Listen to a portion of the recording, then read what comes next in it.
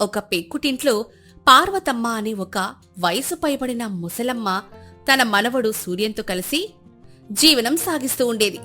సూర్యం వయసులో పెద్దవాడే, 25 సంవత్సరాల పైనే ఉంటాయి. అతనికి చిన్నప్పటినుంచి పార్వతమ్మే అన్నీ తానే పెంచింది.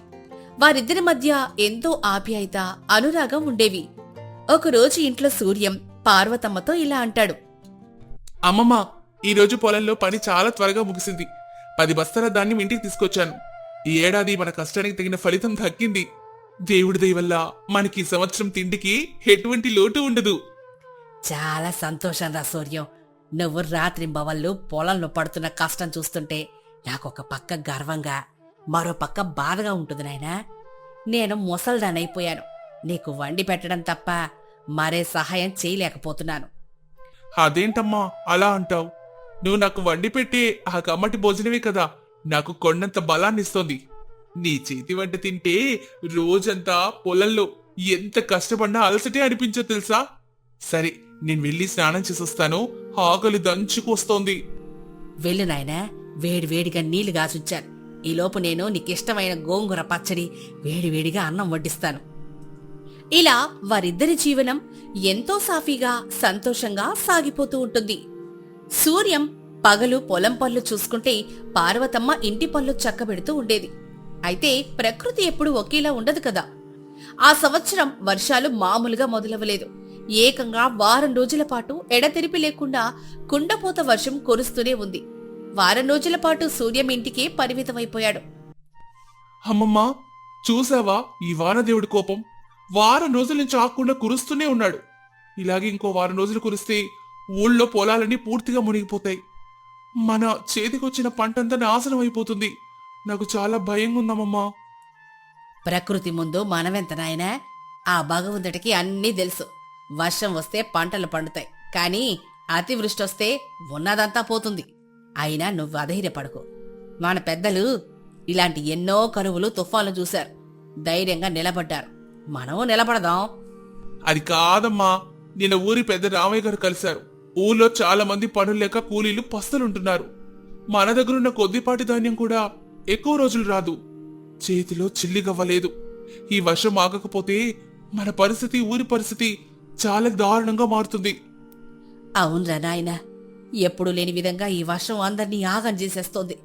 వాతావరణం ఎంతో చల్లబడిపోయింది. ఊర్లో చాలా మంది జలుబు, జ్వరాలతో బాధపడుతున్నారని పొరిగింటి సీతమ్మ పొద్దునే వచ్చి చెప్పింది. ఏదో ఒకటి చెయ్యాలి. భగవంతుడు మనకి ఏదో ఒక దారి తప్పక చూపుతాడు. అలా అనుకుంటూ ఉండగా మరో 4 రోజులు గడిచాయి. వర్షం తీవ్రత ఏమాత్రం తగ్గలేదు. పార్వతమ్మ ఇంట్లో కూడా బియ్యం దాదాపు అయిపోవచ్చాయి. సూర్య ముఖంలో ఆందోళన స్పష్టంగా కనిపిస్తోంది. ఒకరోజు సాయంత్రం ఊర్లో వ్యాపారం చేసుకునే సుబ్బయ్య మరియు పేద రైతు వెంకన్న పార్వతమ్మ ఇంటి అరుగు మీదకు వర్షం నుంచి తలదాచుకోవడానికి వచ్చారు. అయ్యా సూర్యం, కాస్త తలదాచుకోవడానికి అరుగు మీద నిల్చుంటానయ్యా. చలికి ప్రాణాలు పొయ్యేలా ఉన్నాయి. ఇంట్లో పొయ్యలిగించి 3 రోజులైంది. కట్టెలన్నీ తడిసిపోయాయి. ఒక పక్క ఆకలి, మరో పక్క చలి. ఏం చెయ్యాలో పాలు పోవట్లేదయ్యా. ఏం చేస్తాం వెంకన్న? నా దుకాణంలో సరుకులన్నీ వర్షం నీరుబడి పాడైపోయాయి. ఉన్న సరుకులు ఎవ్వరికీ అమ్ముకోలేకపోతున్నాను. ఎందుకంటే ఎవరి దగ్గర కొనేందుకు డబ్బులు లేవుగా. ఊళ్ళో సగం మంది జ్వరాలతో మంచాన పడ్డారయ్యే. వాతావరణం చూస్తే ఇప్పట్లో వర్షం తగ్గేలా లేదు. రండి వెంకన్న గారు, సుబ్బయ్య గారు, లోపలికి రండి. చలిలో ఎందుకు, లోపలికి వచ్చి కూర్చోండి. అమ్మమ్మ, వీరి కాస్త వేడి నీళ్ళివ్వు, చలితో వణికిపోతున్నారు. అయ్యయ్యో, ఎంత కష్టం వచ్చిందయ్యా. ఇదిగోండి, తల ఒక చెంబు వేడి నీళ్ళు దాగి కాస్త ప్రాణం కుదుటపరుచుకోండి. అలా చెప్పి పార్వతమ్మ తనలో తాను ఇలా అనుకుంటుంది. ఊరి జనమంతా చలితో, ఆకలితో, జ్వరాలతో అల్లాడిపోతున్నారు. వీరికిప్పుడు కడుపు నింపే చలిని తరివి కొట్టే వేడివేడి ఆహారం కావాలి. అందరి ఇళ్లలో కట్టెలు తడిసిపోయాయి కాబట్టి ఎవరూ వండుకోలేకపోతున్నారు. నా దగ్గర ఒక ఉపాయం ఉంది. నా చిన్నతనంలో మా అమ్మమ్మ నేర్పిన ఆయుర్వేద మూలికల వంటకం ఒకటుంది. అది జ్వరాన్ని, చలిని ఇట్టే మాయం చేస్తుంది. దానితోనే ఒక వ్యాపారం మొదలు పెడితే ఎలా ఉంటుంది అని అనుకుంటూ పార్వతమ్మ ఆలోచనలో పడింది. ఊరి జనాలకు సహాయం చేసినట్లు ఉంటుంది, తమ ఆర్థిక కష్టాలు గట్టెక్కినట్లు ఉంటుందని మనసులో నిశ్చయించుకుంటుంది. వెంకన్న సుబ్బన్న వెళ్లిపోయిన తర్వాత రాత్రి భోజనం సమయంలో సూర్యంతో తన మనసులోని మాట చెప్పింది. సూర్య, నువ్వు నాకు మాట చెప్పాలరా. మన ఇంట్లో పాత వస్తువులు పెట్టిన గదిలో ఎండిన సింతకర్రలు, అలాగే పాత మామిడి కట్టెలు చాలా ఉన్నాయి కదా, అవి వర్షానికి తడవకుండా సురక్షితంగానే ఉన్నాయా? అవునమ్మా, నేను వర్షాకాలం రాకముందే ఆ కట్టెలని గదిలో భద్రంగా పేర్చి ఉంచాను. ఒక్క చుక్క నీరు కూడా వాటి మీద పడలేదు. అవన్నీ బాగా ఎండున్నాయి. కానీ ఎందుకు అడుగుతున్నావు? నాయనా, ఇప్పుడు ఊర్లో ఎవరి ఇళ్లలోనూ పొయ్యి ఎలగట్లేదు. అందరూ జలుబు జ్వరాలతో బాధపడుతున్నారు. నేను ఒక ఆలోచన చేశాను. మన ఇంటి అరుగు చాలా పెద్దది కదా, వర్షం పడినా అరుగు మీదకు నీళ్లు రావు. మన దగ్గరున్న పొడి కట్టెలతో నేను ఒక పెద్ద పొయ్యి ఎలిగించి అందులో నాటు సొంటి, మిరియాలు, ధనియాలు, తులసాకులేసి ఒక కమ్మటి ఆయుర్వేద కాషాయం గాస్తాను. దాంతోపాటే మన దగ్గరున్న కొద్దిపాటి జొన్న పిండితో వేడి వేడి రొట్టెలు చేస్తాను. వాటిని మనం మన అరుగు మీద అమ్మితే ఎలా ఉంటుందంటావు? వ్యాపారమా? అమ్మమ్మ, మనం ఎప్పుడు వ్యాపారం చేసిన వాళ్ళం కాదు. పైగా ఈ వర్షంలో మన ఇంటికి ఎవరు వస్తారమ్మమ్మా? ఒకవేళ వచ్చినా కొనుక్కోవడానికి వాళ్ళ దగ్గర డబ్బులు ఎక్కడుంటాయి? పిచ్చోడా, వ్యాపారం అంటే కేవలం డబ్బులు సంపాదించడమే కాదు, అవసరంలో ఉన్న వారికి ఆసరా ఇవ్వడం కూడా. మన కషాయం ఒకసారి తాగితే జలుబు, దగ్గు, జ్వరం తగ్గిపోతాయి. అది వారికి మందులా పనిచేస్తుంది. డబ్బులున్న వాళ్ళు డబ్బులు ఇస్తారు, లేనోళ్లు వాళ్ళ ఇళ్లలో ఉన్న కొద్దిపాటి గింజలు, కూరగాయలు ఇస్తారు. వస్తు మార్పిడి పద్ధతిలో చేద్దాం. మనకు కావాల్సింది కూడా ఇతరుల కడుపు నింపడం, మనము పస్తులుండకుండా చూసుకోవడం. నువ్వు నాకు సాయంగా ఉంటే చాలరా, మిగతాదంతా నేను చూసుకుంటాను. నీ ఆలోచన ఎప్పుడూ అద్భుతంగానే ఉంటుంది. నువ్వు చెప్పినట్టే చేద్దామమ్మా. రేపు ఉదయాన్నే నేను గదిలో ఉన్న కట్టెలు బయటకు తీసి అరుగు మీద పెద్ద పొయ్యి ఏర్పాటు చేస్తాను. అడవికి వెళ్లే దారిలో ఉండే ఎత్తైన గుట్టల మీద తులసి, వామాకులు దొరుకుతాయి. నేనెళ్ళి వాటిని కోసుకొస్తాను. అలా అనుకుంటూ సూర్యం తన అమ్మమ్మ ఆలోచనకు ఎంతో సంతోషించాడు. మరుసటి రోజు ఉదయాన్నే ఒక పెద్ద తాటాకుల గొడుగు పట్టుకుని వర్షంలోనే గుట్టల వైపు వెళ్ళాడు. అక్కడ వర్షానికి తడవకుండా ఉన్న కొన్ని ఆయుర్వేద మూలికలు, వామాకులు, తులసాకులు, అశ్వగంధ వేళ్లు సేకరించుకొని ఇంటికొచ్చాడు. ఈలోపు పార్వతమ్మ ఇంటి అరుగు మీద ఒక పెద్ద మట్టి పొయ్యిని ఏర్పాటు చేసింది. భద్రంగా దాచుకున్న ఎండిన కట్టెలతో పొయ్యి వెలిగించింది. వర్షపు చలికి ఆ పొయ్యి మంట ఎంతో వెచ్చదనాన్ని ఇస్తోంది. సూర్యం, నువ్వు తెచ్చిన మూలికలు బాగా కడిగి ఇలా తీసుకురా. నేను ఈ పెద్ద ఇత్తడి గిన్నెలో నీళ్లు మరగబెట్టాను. ఇందులో సొంటి, మిరియాల పొడి వేశాను. ఇప్పుడు ఆ మూలికలేస్తే కాషాయం గుమ్మగుమలాడిపోద్ది. ఇదిగోనమ్మా మూలికలు. ఆ పక్కనున్న పొయ్యి మీద జొన్న రొట్టెలకు పెనం కూడా పెట్టాను. పిండి కల్పించాను. నువ్వు కాషాయం చూసుకో, రొట్టెలు నేను కాలుస్తాను. అలా ఉండగా కొద్దిసేపటికి అరుగు మీద నుంచి సొంటి, మిరియాలు, తులసి కలిసిన కాషాయం వాసన ఊరంతా వ్యాపించడం మొదలైంది. ఆ చలిలో ఆ సువాసన ప్రతి ఒక్కరి ముక్కుపుటాల్లో తాకింది. ఆ దారిన వెళ్తున్న ఊరి పెద్ద రామయ్య గారు ఆ సువాసనకు ఆకర్షితులై పార్వతమ్మ ఇంటి అరుగు దగ్గరికి వచ్చాడు. ఏమమ్మా పార్వతమ్మ, ఏంటి సువాసన? ఊరంతా వర్షంతో చల్లబడిపోయింటే నీ ఇంటి దగ్గర నుంచి ఎంతో వెచ్చటి వాసన వస్తోంది. ఇక్కడ అరుగు మీద పెద్ద పొయ్యి పెట్టి ఏదో కాస్తున్నారేంటి? రండి రామయ్య గారు, కూర్చోండి. ఊళ్ళో అందరూ చలితో జ్వరాలతో బాధపడుతున్నారని విన్నాను. అందుకే నా చిన్ననాటి ఆయుర్వేద కాషాయం తయారు చేశాను. దాంతోపాటు సూర్యం వేడి వేడి జొన్న రొట్టెలు గాలుస్తున్నాడు. ఎవరికైనా ఈ చలికి కాస్త వెచ్చదనం ఇస్తుందని ఇలా అరుగు మీద అమ్మడం మొదలెట్టాను. దయచేసి మీరే కాషాయం రుచి చూడండి. తీసుకోండి రామయ్య గారు. ఇది తాగితే మీ ఒంట్లో ఉన్న చలి మొత్తం పోతుంది. ఆహా, అమృతంలా ఉంది పార్వతమ్మ. గొంతులో ఉన్న గరగరంతా ఒక గుటకతో మాయమైపోయిందే. కడుపులో ఎంత హాయిగా వెచ్చగా ఉందో. ఈ చలికాలంలో కురుస్తున్న వర్షంలో ప్రాణాలు నిలబెట్టే మందులు అవుతుంది. సూర్యం, నాకు ఒక జొన్న రొట్టె కూడా ఇవ్వు. అలా అంటూ రామయ్య గారు జొన్న రొట్టె, కాషాయం తిని ఎంతో సంతోషించారు. మీ అమ్మమ్మ చేసిన ఈ కాషాయం ఊరి జనాలందరికీ ఒక సంజీ వల్ల పనిచేస్తుంది. నేను వెళ్ళి ఊర్లో అందరికీ ఈ విషయం చెప్తాను. మీ వ్యాపారం చాలా మంచి ఆలోచన. అలా చెప్పి రామయ్య గారు ఊర్లోకెళ్లి పార్వతమ్మ అరుగు మీద దొరుకుతున్న కాషాయం గురించి అందరికీ చెప్పారు. అమ్మ పార్వతమ్మ, మా ఇద్దరికి కాస్త కాషాయం, చెరో 2 రొట్టెలు ఇవ్వమ్మా. కానీ మా దగ్గర డబ్బులు లేవు. బదులుగా మా పెరట్లో కాసిన బీరకాయలు, వంకాయలు తెచ్చాను. ఇవి తీసుకుంటావా? ఎందుకు తీసుకునేకన్నా? మీరు తెచ్చిన కూరగాయలతో నేను మధ్యాహ్నం వేడివేడిగా కూరండి వచ్చే జనాలకు పెడతాను. కూర్చోండి. సూర్యో వీళ్ళకి రొట్టెలు పెట్టు. ఇలా వస్తూ మార్పిడి పద్ధతిలో వ్యాపారం ఊపందుకుంది. ఆ ఊళ్ళో వ్యాపారం చేసుకునే సుబ్బయ్యకు ఇది కంటగింపుగా మారింది. ఆ ముసలమ్మ వ్యాపారం బాగా సాగుతోంది. నా దుకాణంలో ఎవరు ఏమీ కొనట్లేదు. అంతా ఆమె దగ్గరికి వెళ్తున్నారు. ఆ కాషాయం ఏదో నేనే చేస్తే నా దగ్గరికి వస్తారు కదా. నేను అరుగు మీద పొయ్యి పెట్టి కాషాయం అమ్ముతాను. అప్పుడు ఆ ముసలమ్మ దగ్గరికి ఎవ్వరు వెళ్ళరు. చూసావామమ్మా, ఆ సుబ్బయ్య మన వ్యాపారం చూసి ఈర్ష్యపడి ఏవో పిచ్చాకులతో కాషాయం చేసి అమ్మాడు. ఇప్పుడు వాడికే జ్వరం వచ్చి మంచాన పడ్డాడట. హ, వాడి దురాశకు తగిన శాస్తి జరిగింది. నాయనా సూర్యం, అలా అనకూడదు. తప్పు చేయడం మానవ సహజం. వాడు దురాశతో తప్పు చేసినా వాడు మన ఊరోడే. అనారోగ్యంతో ఉన్న శత్రువు అయినా సరే ఆదుకోవాలనేది మన పెద్దల సాంప్రదాయం. నేను ఈ గిన్నెలో కాషాయం పోస్తాను. నువ్వెళ్ళి సుబ్బయ్యకిచ్చిరా, వాడి జ్వరం దొంగుతుంది. నీ మనసు చాలా మంచిదమ్మా, నువ్వు చెప్పినట్టే వెళ్ళిస్తాను. అలా అంటూ సూర్యం వేడి కాషాయం తీసుకొని సుబ్బయ్య ఇంటికి వెళ్తాడు. వణుకుతున్న సుబ్బయ్యకు ఆ కాషాయం ఇచ్చాడు. సూర్య, నేను మీ పట్ల ఎంత ఈర్ష్య పెంచుకున్నాను. మీ వ్యాపారం దెబ్బతీయాలని చూశాను. కానీ మీరు ఇవన్నీ పట్టించుకోకుండా నేను మంచాన పడితే నాకు ప్రాణాలు నిలబెట్టి ఈ మందు తీసుకొచ్చారు. పార్వతమ్మ గారి మనసు చాలా గొప్పదయ్యా. నా తప్పు తెలుసుకున్నాను. నన్ను క్షమించమని మీ అమ్మమ్మకు చెప్పు. అందుకే పెద్దలంటారు సుబ్బయ్య గారు, ఇతరులకు మేలు చేస్తే అది మనకే తిరిగి వస్తుంది అని. మా అమ్మమ్మ ఎప్పుడూ అందరి మంచి కోరుకుంటుంది. మీరు త్వరగా కోలుకోండి.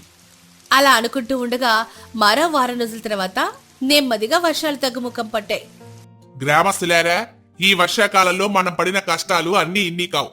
కానీ ఆ కష్టకాలంలో పార్వతమ్మ గారు మొదలెట్టిన ఆ చిన్న వ్యాపారం మనందరి ప్రాణాల్ని నిలబెట్టింది.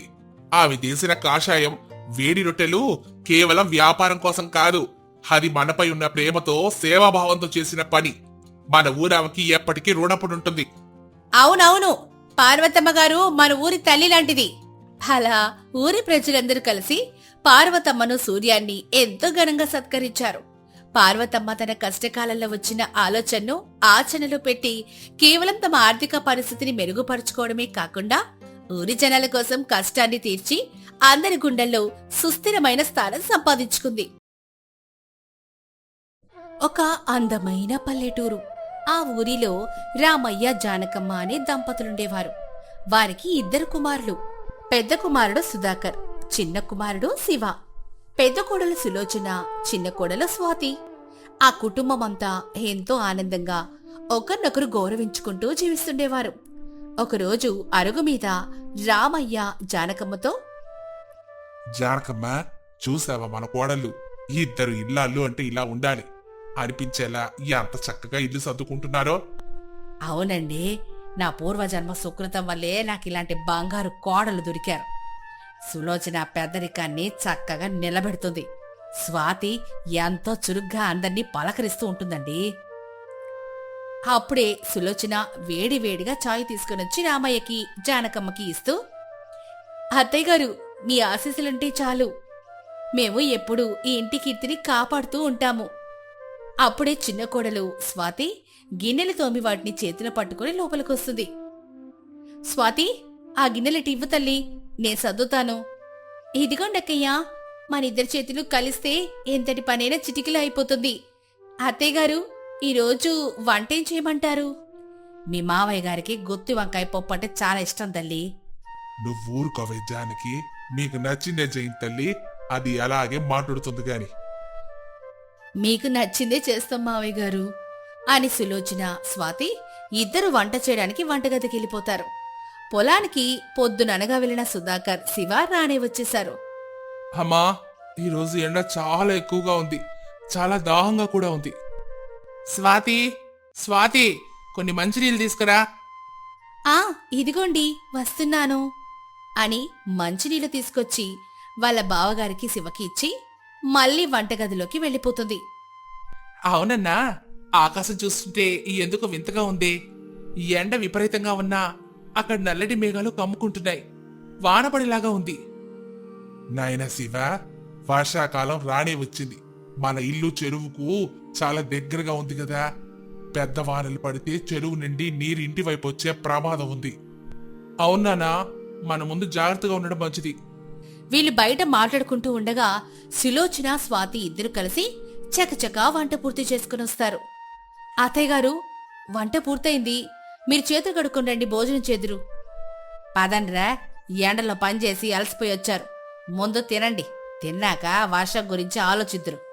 సులోచన, స్వాతి ఇద్దరు ఎంతో ప్రేమగా వడ్డిస్తూ ఉన్నారు. అబ్బా, వాసనకి నోరు ఊరిపోతుంది. ఏం కూర వండారు వదిన ఈరోజు? గుత్తి వంకాయ మరిది గారు, తినండి అని వడ్డిస్తుంది. ఆహా, ఈ గుత్తి వంకాయ నోట్లు వేగానే కరిగిపోతుంది. నా కోడళ్ళ చేతితో ఏం చేసినా అమృతంలాగే ఉంటుంది. అవునా? నిజమే. చూసావా జానకి, నువ్వు ఉన్నావు. ఇలా ఎప్పుడైనా నాకు ఇష్టమైన గుత్తి వంకాయ చేసి పెట్టావా? చాలండి, ఒకప్పుడు లొట్టలేసుకుంటూ మరి తిన్నారుగా. అలా అందరూ నవ్వుకుంటూ భోజనం పూర్తి చేశారు. కొద్దిసేపటికి ఆకాశం ఒక్కసారిగా నల్లగా మారిపోయింది. పెద్ద గాలివాన మొదలైంది. ఉరుములు మెరుపులతో భారీ వర్షం సాగింది. అయ్యో అక్కయ్య, అత్తయ్య గారు, చూస్తుండగానే నీరు మన వాకిట్లోకి వచ్చేసింది. అప్పుడే గడప దాటి లోపలికి ప్రవహిస్తోంది. అవును స్వాతి, నాకు చాలా భయంగా ఉంది. నీటితో పాటు కప్పలు, పాములు కూడా లోపలికి కొట్టుకొచ్చేసే అవకాశం ఉంది కదా. భయపడకండమ్మా కోడల్లారా. సుధాకరు, శివ, త్వరగా ఇంట్లో ఉన్న సామాన్లని కొంచెం ఎత్తులో పెట్టండి రా. నీరు మోకాల్లోతు వచ్చేలా ఉంది. అవునాయనా, త్వరగా ఇత్తడి గిన్నెలు, బట్టల పెట్టెలు అన్ని మంచాల మీద పెట్టండి. ఈ రాత్రికి మనకి నిద్ర ఉండేలా లేదే. నాన్నగారు, నీటిని బయటకు తోడేందుకు ప్రయత్నిస్తున్నాను, కానీ వర్షం అస్సలు తగ్గట్లేదు. కుండ పాతుగా కురుస్తుంది. అన్నా, నేను కూడా నీకు సాయం చేస్తాను. స్వాతి, వదిన, మీరిద్దరు అమ్మని పట్టుకుని ఆ మంచం మీద కూర్చోబెట్టండి. కింద నీరు ఎక్కువగా ఉంది, జారే ప్రమాదం ఉంది. వర్షం ఇంకా వస్తూనే ఉంది, తగ్గడమే లేదు. చాలా చీకటైపోయింది. నీటిని ఎంత తోడినా ఏం లాభం లేకుండా లోపలికి వరద వస్తూనే ఉంది. అయ్యో దేవుడా, ఈ రాత్రంతా ఈ నీటిలోనే గడపాలా? చీకటిగా ఉంది, దీపం కూడా వెలగట్లేదు. పాములు వస్తేమోనని నా గుండె ఆగిపోతోందండి. అక్కయ్య, ధైర్యంగా ఉండు, మనమంతా కలిసి నీటిని తోడేద్దాం. మావయ్య గారు, మీరు ఆ మూలలో నిలబడకండి, ఇటు రండి. ఆ రాత్రంతా ఆ కుటుంబం కంటి మీద కొనుక్కు లేకుండా మోకాళ్ల లోతులో నీటిలో నిలబడి గిన్నెలతో, బకెట్లతో నీటిని బయటకు తోడుతూనే గడిపారు. ఉదయానికి వర్షం కాస్త తగ్గింది, కాని నీరంతా బురదగా మారిపోయింది. వెంటనే కోడలిద్దరు కలిసి ఇంటినంతా శుభ్రం చేస్తున్నారు. అయ్యో కోడల్లారా, రాత్రంతా ఒక్క క్షణం కూడా నిద్రపోలేదు. మీరంతా చాలా అలసిపోయారు. కాసేపు విశ్రాంతి తీసుకోండమ్మా. ఇదంతా తర్వాత చక్కబెట్టుకుందాం. నాకు తోచిన పని నేను చేస్తాను, మీరెళ్ళండి. అలా అనకండి అత్తయ్య గారు. రాత్రంతా మీరు కూడా మా కష్టాన్ని చూస్తూ మానసికంగా ఎంతో ఆందోళన చెందారు. మీ వయసుకి ఈ చలి తట్టుకోవడం కష్టం. మీరు భయపడకండి, ఈ పనులన్నీ మేం చూసుకుంటాం. అవునత్తయ్య గారు, అక్కయ్య అన్నది నిజం. నేను వంటగదిలోని బురదంతా శుభ్రం చేస్తాను. అక్కయ్య వంట చేస్తుంది, మీరు విశ్రాంతి తీసుకోండి. చూసావా జానకమ్మ, మన కోడళ్ళు ఎంత సమయస్ఫూర్తితో ఆదరణతో మాట్లాడుతున్నారో. మమ్మల్ని క్షమించండమ్మా, ఇలాంటి ఇంటికి కోడలను తెచ్చినందుకు. అదేంటత్తయ్య గారు అలా అంటారు? ఈ వర్షం ఈరోజు వస్తుంది, రేపోతుంది. కానీ మీలాంటి అత్తమామయ్యలు మాకు దొరుకుతారా? అవునత్తయ్య, ఇట్లాంటి కుటుంబానికి కోడళ్ళమైనందుకు మాకు చాలా ఆనందంగా ఉంది. అన్నా, మన పెరట్లోకి వెళ్ళి ఇక్కడ నీరు నిలవకుండా ఉండేలా చిన్న కాలువ లాంటిది తవ్వుదాం. లేకపోతే మళ్ళీ వానొస్తే కష్టం. అలాగే శివ, వెళ్దాం పదా. ఏవండి, వచ్చేటప్పుడు పెరట్లో నుంచి కూరగాయలు తీసుకురండి. మళ్ళీ వర్షం పడితే బయటకు వెళ్లడం కష్టమవుతుంది అలాగే స్వాతి అని వాళ్ళు పెరట్లోకి వెళ్ళిపోతారు. అలా కొద్ది రోజులు గడిచాయి. వాతావరణం మళ్లీ క్షణాల్లోనే మారిపోయింది. సాయంత్రం వేళ భయంకరమైన గాలులు వీయసాగాయి. పిడుగుల శబ్దాలు ఊరంతా ప్రతిధ్వనించాయి. స్వాతి, వింటున్నావా ఉరుముల శబ్దం? నాకు ఒళ్ళు వణికిపోతోంది. మళ్ళీ ఆ రోజులాగా వరద నీరు మన ఇంట్లోకి వచ్చేస్తుందేమో. అవునక్కయ్యా, నాకు అదే భయం వేస్తుంది. ఈ వర్షాకాలం అంతా మనం ఇలా భయపడుతూ రాత్రులు నిద్ర లేకుండా గడపాల్సిందేనా? ఏం చేస్తాం తల్లి, మన ఇల్లున్న ప్రదేశం అటువంటిది. ప్రకృతితో మనం పోరాడలేం కదా. ఈ రాత్రి కూడా జాగ్రత్తగా ఉండాలి. వర్షం మొదలైంది. అయితే ఈసారి అంత గట్టి వాన కానట్టుందే. చినుకులు మాత్రమే పడుతున్నాయి, కానీ గాలి మాత్రం చాలా బలంగా ఉంది. అవును నాన్నగారు, వాన చిన్నది అయినా ఆ ఉరుములు మెరుపులు మనల్ని సరిగా నిద్రపోనిస్తుందో లేదో, గుండెల్లో ఆందోళనగా అలాగే ఉంది. అని ఎవరి గదిలో వాళ్ళు వెళ్లి పడుకుంటారు. ఆ ఉరుముల చప్పుడుకి ఎవరూ సరిగ్గా నిద్రపోరు. ఆ రోజు రాత్రి అలా గడిచిపోయింది. మరుసటి రోజు ఉదయం అందరూ అరుగు మీద కూర్చొని రాత్రి జరిగిన దాని గురించి మాట్లాడుకుంటుంటారు. స్వాతి, నేను నిన్న రాత్రి మళ్లీ వరద ఎక్కడొస్తుందో అని, ఎక్కడ ఇంట్లోకి చీడపురుగులు పాములు వస్తాయని భయంతో అస్సలు పడుకోలేదు. అవునక్క, నేను మీ మరిదిగారు కూడా దాని గురించి ఆలోచిస్తూ ఉండిపోయాం. ఇలా ప్రతి వర్షానికి భయపడుతూ బతకడం చాలా కష్టంగా ఉంది. ఏదైనా శాశ్వత పరిష్కారం ఉంటే బాగుండే. అత్తయ్యగారు, మావయ్య గారు, నా దగ్గర ఒక ఆలోచనుంది. మనం ఈ వర్షాకాలంలో ఆ వరద నీటి నుంచి భయం నుండి పూర్తిగా తప్పించుకోవచ్చు. నిజమా స్వాతి? ఏంటి ఆలోచన? త్వరగా చెప్పు. మన ఇంటి ముంగిట పెద్ద మర్రి చెట్టుంది కదా, అది ఎన్నో ఏళ్లుగా బలంగా నిలబడింది. దాని శాఖలు చాలా విశాలంగా బలంగా ఉన్నాయి. మనం ఆ చెట్టు పైన ఒక అందమైన ఇల్లు కట్టుకుంటే ఎలా ఉంటుంది? ఏమిటమ్మా, చెట్టు మీద ఇల్లా? అది ఎలా సాధ్యం? మనం ఏమైనా పక్షులమా చెట్టు మీద గూడు కట్టుకోవడానికి? అవును స్వాతి, భూమి మీద ఇల్లు కట్టడమే కష్టం. అలాంటిది అంత ఎత్తున చెట్టు మీద ఇల్లు ఎలా కడతాం? సాధ్యమే అత్తయ్య గారు. మనసుంటే మార్గం ఉంటుంది. మన కుటుంబంలో అందరికీ కర్ర పని బాగా తెలుసు కదా. మన చేతులతోనే చెక్కలతో కర్రలతో చెట్టు మీద ఒక గట్టి ఇల్లు నిర్మించుకోవచ్చు. వర్షాకాలం ముగిసే వరకు మనమంతా ఆ చెట్టు మీద ఇంట్లోనే సురక్షితంగా ఉండొచ్చు. కింద ఎంత నీరొచ్చినా మనకెటువంటి ప్రమాదం ఉండదు. స్వాతి, నీ ఆలోచన నిజంగా అద్భుతంగా ఉంది. చెట్టు మీద ఉంటే పాములు కప్పల భయం కూడా ఉండదు. పైగా వాన నీరు మనకి తాకలేదు. తమ్ముడు, స్వాతి చెప్పిన దాంట్లో చాలా నిజముంది. మనకు పొలంలో దొరికే గడ్డి కర్రలు, చెక్కలు ఉన్నాయిగా. మన నైపుణ్యాన్ని ఉపయోగించి ఒక గట్టి ఇల్లు కట్టవచ్చు. నిజమే అన్నా, నాకు ఈ ఆలోచన చాలా నచ్చింది. రేపటి నుంచే మన పని ప్రారంభిద్దాం. నాన్నగారు, మీరేమంటారు? నాయనా, మొదట నాకు ఇదంతా వింతగా అనిపించినా ఆలోచిస్తే చాలా మంచి ఉపాయం అనిపిస్తోంది. సరే, మనమంతా కలిసి ఈ పనిని పూర్తి చేద్దాం. మరుసటి రోజు ఉదయం నుంచే రామయ్య కుటుంబ సభ్యులు కలిసి మర్రి చెట్టు మీద ఇల్లు కట్టే పనిని ప్రారంభించారు. చెక్కలను మోయడం, వాటిని తాడుతో కట్టడం వంటి పనుల్లో కోడళ్లు ఇద్దరు కూడా ఎంతో సహాయం చేశారు. ఇది చూసి పక్కింటి సుబ్బయ్య, సుబ్బమ్మ హేళనగా నవ్వసాగారు. ఏరా రామయ్య, భూమి మీద సరిగ్గా ఇల్లు కట్టడం చేతగానోళ్ళు ఆకాశంలో ఇల్లు కడతారట. ఇదేమెంతరా బాబు? అవునండి, పక్షుల్లాగా చెట్టు మీద కాపురం చేస్తారట. ఈ కోడలిద్దరు వచ్చారుగా, రామయ్య కుటుంబానికి బుద్ధి పూర్తిగా గడ్డి తిన్నట్టయింది. గాల్లో ఇల్లు కట్టడమేంటి? స్వాతి, విన్నావా వాళ్ళు ఎంత వెటకారంగా మాట్లాడుతున్నారు? మనల్ని చూసి ఊరంతా నవ్వుతారేమో అనిపిస్తోంది. అక్కయ్య, వాళ్ళ మాటల్ని మనం పట్టించుకోవద్దు. మనం ఏం తప్పు చేయడం లేదు కదా. మన రక్షణ కోసం మనం ప్రయత్నిస్తున్నాం. ఒకసారి ఇల్లు పూర్తయ్యాక వాళ్లే ఆశ్చర్యపోతారు. నువ్వు ధైర్యంగా ఉండు. అవునదినా, స్వాతి అన్నది నిజమే. హేళన చేసే వాళ్ళ నోళ్లు మోయించాలంటే మనం అనుకున్నది సాధించి చూపించాలి. దాని పైనకి ఎలా వెళ్ళాలరా? నాకేమో చేత కాదు. ఈ మోకాల నొప్పులతో ఏగలేకపోతున్నా. మీరేం కంగారు పడకండి అత్తయ్యా, మనం చెక్కలతో మెట్లను తయారు చేసుకోవచ్చు. అవునరా, చెట్టు మీదకి వెళ్లేందుకు వీలుగా ఒక మంచి నిచ్చెన కూడా తయారు చేయండి. ఆడాళ్ళు సులభంగా ఎక్కడానికి వీలుగా ఉండేలా. అలాగే నాన్నా. 2 రోజులు కఠిన శ్రమ తర్వాత చెట్టు మీద ఇల్లు దాదాపు సిద్ధమైంది.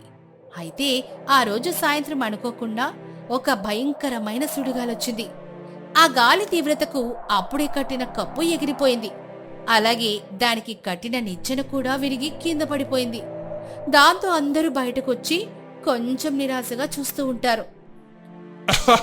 చూసావటే సుబ్బమ్మ, నేను చెప్పలేదా గాల్లో ఇల్లు కడితే గాలికి కొట్టుకోబోతుందని? ఇప్పుడు చూడండి, పైకప్పు ఎగిరిపోయింది, నిచ్చెన విరిగిపోయింది. అవునండి, దేవుడు వీళ్ళకు తగిన శాస్తి చేశాడు. లేకపోతే భూమి మీద ఉండకుండా ఆకాశంలోకి ఎగిరిపోవాలని చూస్తారా? రామయ్య, జానకమ్మ ఎంతో బాధపడ్డారు. సుధాకర్, శివ కూడా నిరాశతో తలలు వంచుకున్నారు. అయ్యయ్యో, అంతలా కష్టపడి కడితే ఇలా గాలికి ఎలా కొట్టుకుపోయిందిరా? సుబ్బయ్య మాటలో నిజమేనేమో జానకమ్మ. మనం ప్రకృతిని ఎదిరించలేమేమో. అవునండి, మన శ్రమ అంతా వృధా అయిపోయింది. ఇక ఈ వర్షాల్లో మనకు రక్షణ ఎలా? అత్తయ్య గారు, మావయ్య గారు, దయచేసి మీరు నిరాశపడకండి. శ్రమ ఏమీ నీటిపాలు కాలేదు. అవును మావయ్య గారు, పోయింది కేవలం పైకప్పు మాత్రమే కదా, ఇల్లు మొత్తం కూలిపోలేదు కదా. నిచ్చెన విరిగితే మళ్ళీ అంతకంటే గట్టిగా నిచ్చెన తయారు చేసుకోవచ్చు. ఒక్కసారి తప్పు జరిగితే రెండోసారి మరింత బలంగా చేయాలనే పాఠం నేర్చుకుంటాం. నిజమే సులోచన. స్వాతి, మీ ఇద్దరి ధైర్యం చూస్తుంటే మాకు మళ్ళీ ప్రాణం వచ్చినట్లుంది. తమ్ముడు, ఈసారి మనం కేవలం తాళ్ళతో కాకుండా పెద్ద పెద్ద ఇనప మేకలతో పైకప్పును చెట్టు కొమ్మకు గట్టిగా బిగిద్దాంరా. అలాగే అన్నా, ఈసారి ఎంత పెద్ద గాలి వచ్చినా మన ఇల్లు తట్టుకునేలాగా అత్యంత బలమైన నిచ్చెన్ను పైకప్పును తయారు చేద్దాం. కుటుంబం అంతా కలిసి మళ్లీ ఉత్సాహంగా పనిని ప్రారంభించారు. ఈసారి ఇనప మేకలను ఉపయోగించి పైకప్పును కొమ్మలతో అనుసంధానం చేస్తూ నిర్మించారు. నిచ్చెన కూడా దృఢమైన చెక్కలతో సిద్ధం చేశారు. ఇల్లు ఎంతో అందంగా సురక్షితంగా తయారైంది. అక్కయ్య, చూసావా మన ఇల్లు ఎంత ముచ్చటగా ఉందో? లోపల పడుకోవడానికి చాపలు, కొన్ని వంట సామాన్లు కూడా సర్దేద్దాం. అవును స్వాతి, కొద్దిగా బియ్యం, పప్పులు, మంచినీళ్ళు కూడా ముందే పైకి చేర్చుదాం. ఎప్పుడు వర్షం వస్తుందో ఏమో చెప్పలేం కదా. పిల్లలారా, మీ ఇద్దరి పట్టుదల వల్లే ఈరోజు ఇల్లు పూర్తి కాగలిగిందిరా. ఈరోజు వాతావరణం చాలా వేడిగా ఉంది. మళ్ళీ పెద్దగా గాలివాన వచ్చేలాగా ఉంది. అవును జానకమ్మో, ఉరుములు చాలా గట్టిగా వినిపిస్తున్నాయి. మనం ఆలస్యం చేయకుండా ముఖ్యమైన సామాన్లు తీసుకుని ఆ చెట్టు మీద ఇంటికి వెళ్ళిపోవడం మంచిది. పదండి నాన్నగారు, అందరం నిచ్చెన ద్వారా పైకి వెళ్దాం. శివ, నువ్వు అమ్మని జాగ్రత్తగా పైకి పంపించు.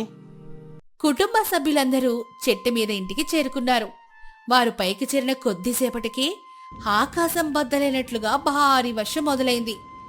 ఊహించని విధంగా మునుపటి కంటే చాలా పెద్ద వరదొచ్చింది. గ్రామమంతా జలమయమైపోయింది.